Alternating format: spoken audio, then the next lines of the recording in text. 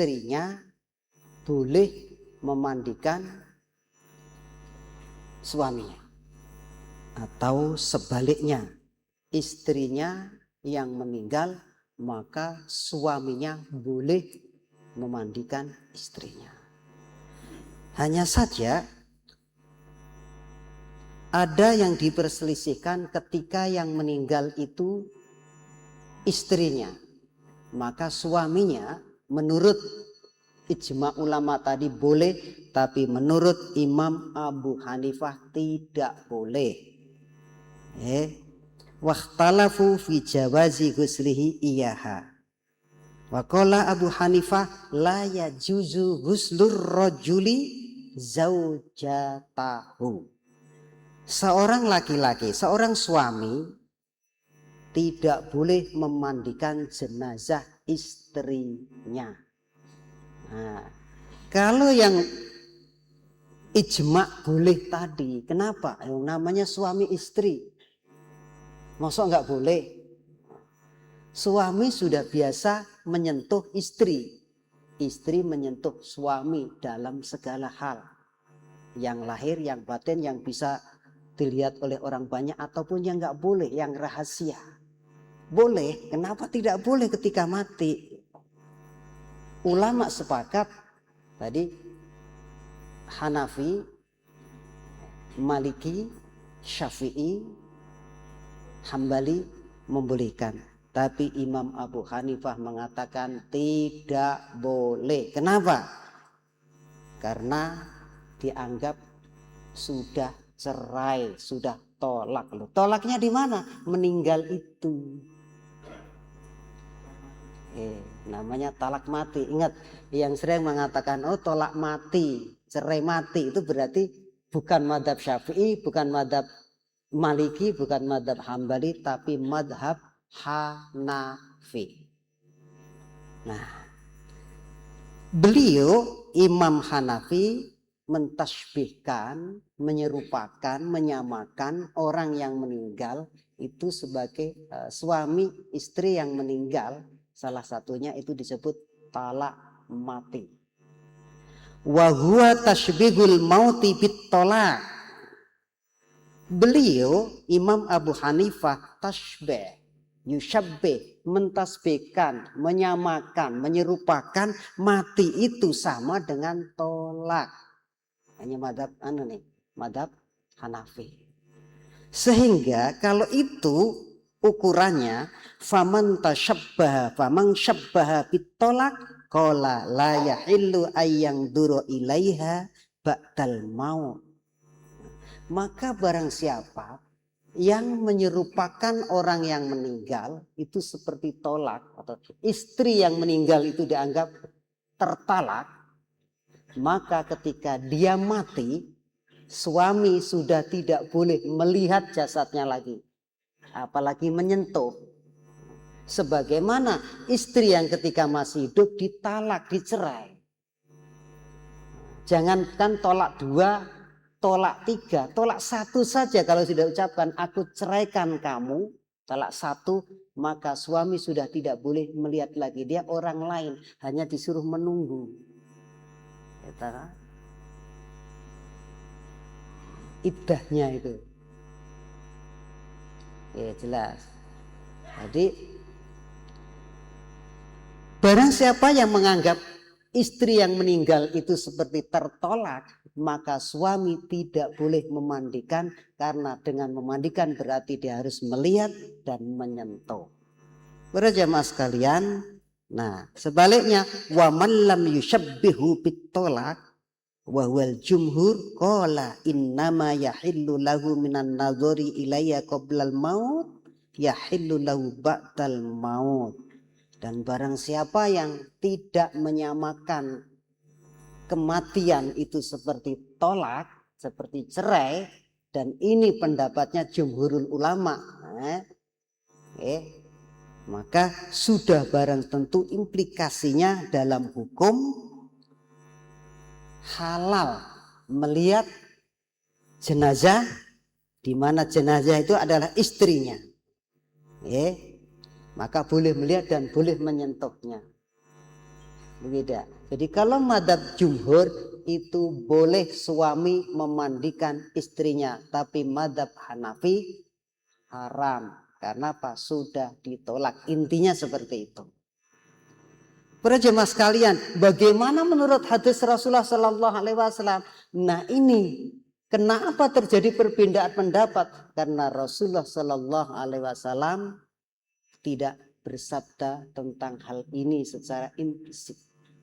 Al-Qur'annya juga tidak menjelaskan secara detail, sehingga menimbulkan pemikiran-pemikiran di mana pemikiran itu memberikan solusi kepada umatnya. Imam Hanafi memberikan solusi kepada jamaahnya yang bertanya, bagaimana kiai kalau kayak begini? Maliki, Syafi'i, Hambali juga ditanya, bagaimana kalau begini? Beliau beristihad, akhirnya mendapati istihadnya itu menyatakan boleh. Sedangkan Hanafi beristihad,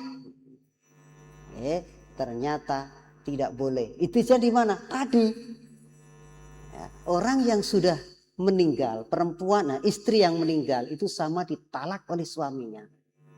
Kalau ditalak berarti melihat jasadnya apalagi menyentuh haram di situ, Pak. Jelas ya? Jelas ya. Jadi kayaknya ringan yang ikut Maliki, Hanafi, Hambali ya, boleh mandikan. Bagaimana wong istrinya udah hidup selama ini masa terus kapan aku nolak kan begitu. Jadi boleh kalau menurut Maliki, Syafi'i, Hambali. Ingat menurut Hanafi sudah haram. Nah ini juga melalui istihad yang kuat. Jadi tidak ada yang salah kalau kayak begini. Ini tinggal ngikut yang mana, jangan dibuat kusir. Sok pernah istihad aja. Pernah istihad aja. Para jemaah sekalian, kemudian ada masalah yang kedua. Ini juga terjadi di antara kita. Nih, mungkin yang Jawa ke Jakarta bertemu yang Betawi, gitu kan? Betawi mempunyai guru yang berbeda mungkin, atau yang dari Madura sama-sama kuat agamanya, Jawa, Madura, yang Padang juga begitu, ngumpul di Jakarta. Begitu di Jakarta ketemu, ada keluarga meninggal. Semuanya ingin berpartisipasi, diantaranya ikut memandikan. Nah di sini, bagaimana orang yang memandikan ini setelah memandikan itu harus mandi atau tidak? Yang mandikan itu loh Pak, siapapun dia yang mandikan itu, habis memandikan jenazah dia itu harus mandi sendiri enggak? Apalagi harus dimandiin orang kan enggak gitu. Karena ada yang habis memandikan jenazah terus dia mandi, ada yang tidak. Para jemaah sekalian, jangan dibuat ribut. Karena apa? Ternyata semua kalau kita baca di dalam kitab-kitab, buku-buku keagamaan kita sudah ada, tinggal ngikutin yang mana. Para jemaah sekalian, kita baca. Wa amma hukmul ghasil fa innahum ikhtalafu fi ma yajibu alaihi. Adapun hukumnya orang yang memandikan itu ternyata memang ada perselisihan pendapat di antara ulama-ulama madhab itu. Wajib atau tidak setelah mandikan jenazah dia mandi. Faqala kaumun, segolongan ulama madhab, man ghassala, berkata man ghassala mayyitan wajaba alaihil ghuslu.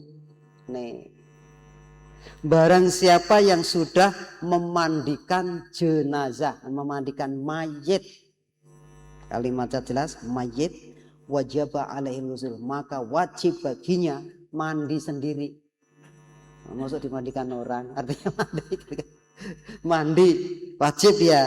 Nah ini berarti ada dalilnya, ada tuntunannya. Nih, di Jawa juga ada kayak begitu. Habis mandikan jenazah dia mandi. Di Betawi juga begitu. Sebagian orang Madura juga begitu. Nah, mungkin Padang saya belum ketemu beliau-beliau. Kalau ada bagaimana Pak? Biasanya tradisi ini sana gitu ya. Nah ternyata begitu. Ada tuntunnya, barang siapa yang mandikan mayit maka setelah itu dia harus mandi. Selanjutnya, wala waqala qaumun la ghusla alai. Sebagian ulama lagi dan pengikut cuma la ghusla. Enggak. Yang wajib dimandikan itu ya jenazahnya itu. Bukan yang mandikan disuruh mandi wajib. Yang mandikan mandi wajib itu kalau tadi malam habis eng junub kan, harus mandi dia pagi-pagi karena mau sholat duhur. Harus mandi junub. Gak sabar ketawa mengerti. Terus lanjut ya. Nah, jadi sebagian wajib, sebagian tidak. Laguslah alaih, enggak. Ini sebenarnya bagaimana? Para jemaah sekalian, semuanya itu kalau berdasarkan penelitian, maka mestinya tidak ada berantem. Ada dua hadis yang secara lahir itu kontradiksi kalimatnya. Tapi kalau diteliti secara mendalam, dua hadis ini tidak pernah kontradiksi. Satu hadis riwayat Abi Hurairah. Abi Hurairah kalau sudah meriwayatkan hadis biasanya benar. Karena apa? Beliau selalu bersama Rasulullah. Bukan katanya. Aku ngelihat sendiri. Gitu. Apa kata beliau? Maksudnya Abu Hurairah. Nih. Annahu sallallahu alaihi wasallam qala man ghassala mayyitan falyaghtasil. Barang siapa yang sudah ikut memandikan jenazah mayit, maka dia setelah itu harus mandi. Hadisnya ada. Itu. Hadisnya dianggap sahih. Di bawah sini sahihun, sahih. Jadi orang yang habis mandikan jenazah, menurut hadis ini Rasulullah Shallallahu Alaihi Wasallam yang bicara, yang bersabda wajib mandi dia. Tapi ini terusannya, waman hamalahu falyatawaddo, dan barang siapa yang ikut memikul jenazah, maka hendaknya sepulang mikul jenazah dia wudu. Jadi kalau hanya mikul toh, nah sekarang kan nggak dipikul Pak, sudah naik mobil, gitu, gitu. Mosok semua yang ada di mobil suruh wudhu. Nah dari sini nanti masuk akal juga. Jadi kalau memandikan disuruh mandi dia, tapi kalau hanya mikul maka dia wudhu setelah itu. Ini hadisnya sahih dari Abu Hurairah radhiyallahu anhu. Kalau dilihat dalam hadis bisa ditakhrij oleh Abu Dawud dan Imam Muslim, ada di sana maksudnya hadis-hadis itu. Ingat tadi Abu Hurairah. Bagaimana menurut hadis yang lain? Menurut Asma. Siapa Asma ini? Asma ini adalah putri Abu Bakar radhiyallahu anhu, saudara kandungnya Aisyah radhiyallahu anha. Ketika Abu Bakar radhiyallahu anhu wafat, maka Siti Asma memandikan beliau. Nah, setelah memandikan Abu Bakar, berarti anak memandikan bapaknya toh. Ini menunjukkan bolehnya anak memandikan bapak. Kemarin syaratnya bagaimana? Dalam mazhab Syafi'i ditayamumkan saja, tapi yang membolehkan harus pakai tutup. Jenayahnya ditutupin pakai kain Pak, disiram begitu. Di Asma melakukan itu terhadap ayahandanya Abu Bakar radhiyallahu anha. Setelah memandikan, beliau tahu kalau Rasul pernah bersabda, man ghassala mayyitan falyaghtasil. Barang siapa yang habis memandikan jenazah, maka dia harus mandi. Maka beliau bertanya kepada sahabat Ansor, sahabat Muhajirin yang ada di luar rumah, yang ada di acara itu tadi. Kita biasanya kalau jenazah dimandikan banyak yang hadir kan itu. Tanya. Beliau bilang begini. Fasa'altu man hadaraha min muhajirin wal ansar. Aku pernah bertanya kepada semua yang hadir di sana dari sahabat muhajirin, sahabat muhajirin dan sahabat ansor. Aku bertanya kepada mereka semua. inni shaimatun wa inna hadza yaumun syadidul barad fahal alayya min huslin. Bapak-bapak, sahabat ayah semua, sahabat muhajirin, sahabat ansor, saat ini saya sedang berpuasa dan baru saja memandikan ayah, di mana saat ini juga saatnya saat syadidul barad, dinginnya minta ampun, dingin sekali. Apakah aku juga wajib mandi sebagaimana yang disabdakan oleh Rasul? Tuh Pak. Jawabnya sahabat Ansor ternyata qalulah, tidak usah anakku. Jadi ada dua secara lahir itu kontradiksi Pak. Gitu. Jelas tahu yang tadi Abu Hurairah mengatakan fal yaktasil, harus mandi. Tapi hatinya ini tidak. Tapi ingat ada kalimat fi saatil barat, dalam keadaan yang sangat dingin. Nah ini ya yang barangkali ya, yang menyebabkan apa itu namanya gonjang-ganjingnya riwayat ini. Boleh jadi para sahabat Ansor dan Muhajirin mengatakan tidak perlu mandi. Karena apa? Karena ada kata-kata saat yang dingin. Kan pernah ada sahabat yang bertanya ketika ditanya oleh Rasul, kenapa kamu apa itu namanya nggak mandi junub, kan kamu bilang junub tadi. Ya Rasulullah, bukankah Allah berfirman melalui engkau, janganlah kamu menjatuhkan pada kemusnahan, pada kematian. Nah ini dingin, kalau saya mandi nanti saya kan bisa mati, bisa hancur. Ya Rasulullah, berangkat dari itu para jemaah sekalian, apa itu kalau kajian, insya Allah nggak ribut, karena menggunakan nalar, menggunakan penelitian. Akhirnya kita bisa mengambil kesimpulan, kalau menurut hadis pertama harus mandi. Menurut hadis kedua kalimat yang ada la, tidak. Tapi di dalam hadis yang kedua ada kalimat karena sangat dingin. Boleh jadi kalau tidak dingin Siti Asma mandi juga. Artinya apa? Madzhab Syafi'i mengambil kesimpulan, ya udah kalau memang sanggup ada air dan ada waktu, kenapa tidak mandi? Kalau nggak sempet ya udah. Enak nggak? Gampang. Itu Pak. Demikian, mudah-mudahan ada manfaatnya untuk kita semua. Kurang lebihnya maaf. Billahi taufik wal hidayah. Assalamualaikum warahmatullahi wabarakatuh.